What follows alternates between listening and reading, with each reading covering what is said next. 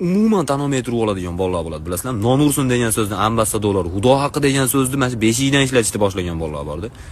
Mashinani stalbaga yurib olib turib, joyi kelsa, aka stalba yo'limga chiqib beribdi ham devor oradi tan olgandan ko'ra.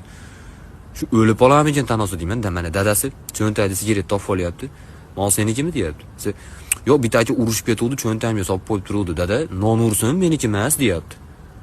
Va Instagramga kirsanglar, "Siju yanna trafka" degan qo'shiqqa sigaret chekib, sigaret tutunida kalsov chiqar ekan videolari borda.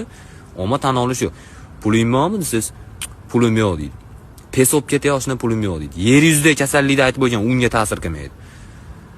"Topolsam mengami desiz, topolmasang 10 ming dollar berasan-da, ko'kitoman qiladi." "Beraman" deydi.